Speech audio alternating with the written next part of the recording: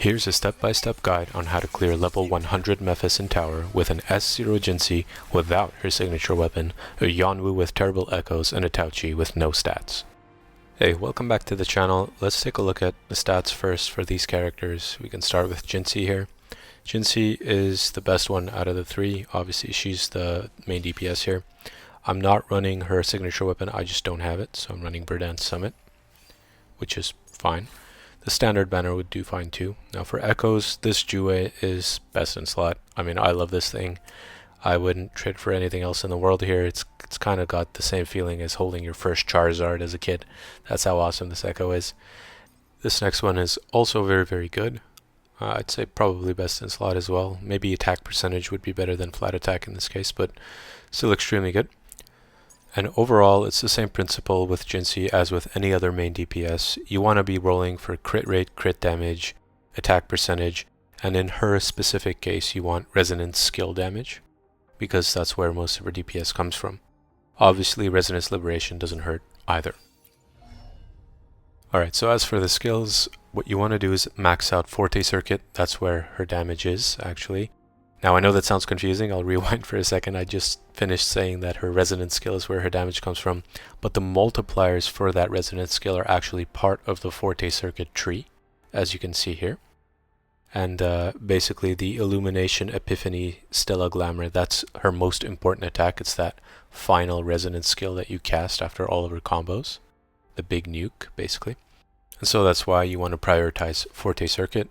Of course, Resonance Liberation isn't bad either, and especially for Tower of Adversity. We'll get into the mechanics of this floor in just a second, but for Tower of Adversity, Resonance Liberation is actually pretty nice too, because there's an inherent buff, if you will, on that particular floor. As for sequences, nothing special. I don't have any other copies of Jinhsi right now. As for my Yuanwu, he is basically supporting here, trying to build up that Forte gauge for Jinhsi. I'm running him with an Originite type 4 just to proc that healing right there. And that proc is going to work for the rejuvenating set that I've got on him. And basically it's going to allow me to activate that 5th piece set bonus for the rejuvenating glow set for a damage buff. Basically that lasts 30 seconds, which we'll get into in just a second. So as you can see, his echoes are really not even leveled up. I'm running the Bellborn here because of the damage boost and how easy it is to use. It applies to all team members, and the shield isn't bad either. And then this is the 5-piece set bonus, increases the attack of all party members by 15% upon healing, and that lasts 30 seconds. So that's what I'm using the gauntlets for. I'm just proccing a tiny little bit of healing just to get that buff. Then we've got Taoqi here. Again, nothing too crazy. I've got Discord running. It's only level 50 as you can see. So really this team comp is nothing special. The Discord allows me to just make the rotations faster. And on her, I've got a Moonlit Cloud set with the Impermanence Heron as the main one because of the damage bonus it provides. So really nice. So 12% damage bonus there, plus the 22% from the 5-piece set bonus that Moonlit Clouds gives you in general. And again, just like Yuanwu, she's a character that scales off of defense, so that's why you're seeing defense main stats there. In terms of skills, I haven't invested too much into her yet. She's only level 60, so yeah, I put in a few points, as you can see, in Resonance Liberation, just so that she can do a little bit of damage at least during her rotation. And in terms of sequences, she's still S0, just like Jinhsi. Just a quick note, I do have my Yuanwu sequences maxed out, and I have this ability that makes life much easier because it automatically drops a Thunder Wedge if I don't have my Forte built up. Alright, so now let's get into the team comp and their synergy. Why am I using Taoqi, for example? She's the most important one actually because of that 38% resonance skill damage amplification that she provides for 14 seconds.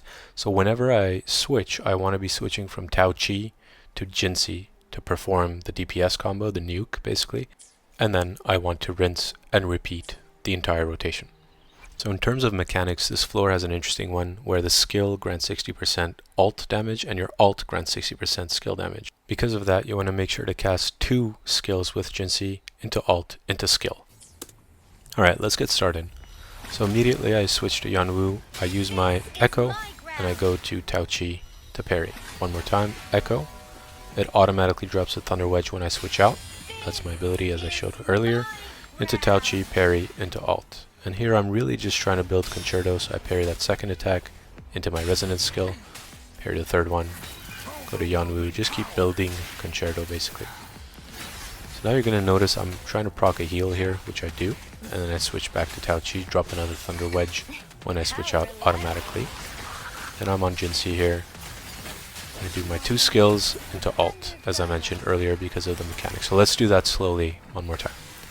So I proc that heal right there, and I switch off because now everyone has the buff from the rejuvenating glow set. And now I switch to Taoqi and I'm basic attacking. Basically I'm keeping my eye on that gauge down here in my health bar to see when I'm going to get that intro. As soon as I get it, I notice it and I press echo. And then immediately after that I press on Jinhsi. And I immediately use my echo on Jinhsi as well. As I land, I'm going to press E right there, my skill. Then the second skill as well, right here. After a few basics, there you go, my second skill comes out now. And as soon as these dragons come out of the ground, that's my ability, I know that my alt is going to be buffed by 60%, so I press alt. And then after this, basically my alt will buff my next resonance skill by 60%, again, part of the inherent mechanics of the floor. So now I can use my last nuke. And you're going to notice there's some red arrows on Jinhsi. That's the buff from Taoqi, those red arrows going upwards. That's the resonance skill buff Taoqi gives me. From there, I'm going into an intro with Taoqi. Proc the healing again. Build up my concerto.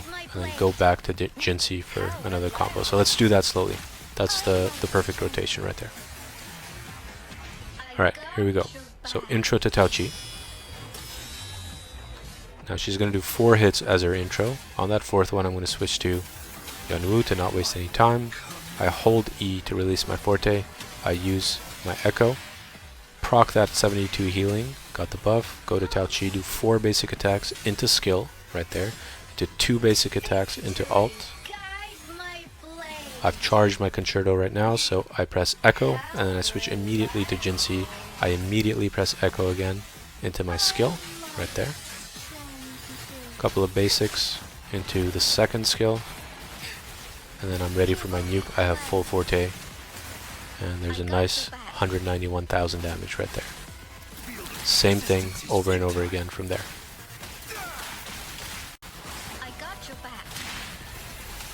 Alright, so whenever Thundering Mephis launches that shockwave, he's going to go into 3 sort of gliding parryable attacks like that. Obviously I missed the 3rd one there because I suck apparently. But let's do that again slowly just so you get used to it. So he does this slam, right? Thunder comes out. And now he's going to start his gliding attacks. So there's 1. Number 2. And a 3rd one. If you parry all 3, you're going to be able to break him. I just missed it there. I wasn't focused, I guess.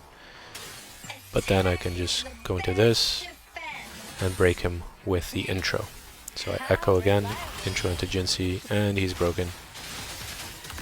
Same thing, I'm going to press my skill twice into alt, and then I'm going to use that alt to buff my last skill, plus Taoqi's buff, those red arrows that you see on Jinhsi. So a nice 222,000 nuke there. One more time, first skill, into the second one, that buffs my alt by 60%. I press alt. This buffs my next resonance skill, the last one in the chain, by another 60%. So now I've got that. Full forte gauge. It's going to be a massive nuke, plus the Taoqi buff, plus Yuanwu's healing proc buff, plus the echoes.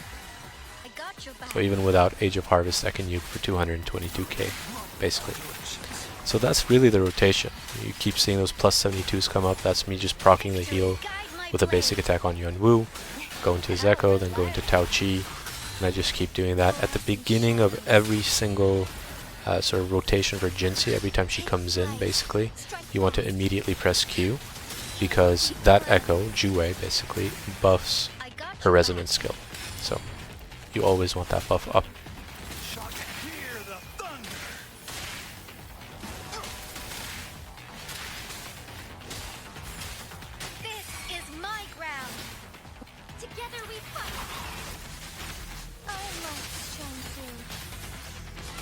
Oh, stars, heed my